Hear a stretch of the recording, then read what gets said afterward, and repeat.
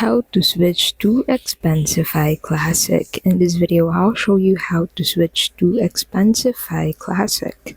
So to get started, go ahead and open Expensify into your browser and then sign in into your Expensify account.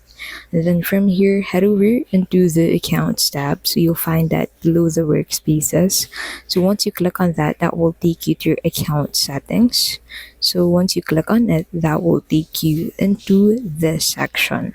So from here, head over into the Troubleshoot tab under General, then scroll down at the very bottom of Troubleshoot, and you'll be able to find the Switch to Expensify Classic button. So once you click on this, you need to go ahead and click on Next in here, and then proceed on switching to the Classic version of Expensify. So once you switch to the classic version, you won't be able to go back to the new version anymore, so make sure to think about this action first before proceeding, and that is how you can basically switch to Expensify Classic. If this video was helpful, please don't forget to give this video a like and subscribe for more videos like this.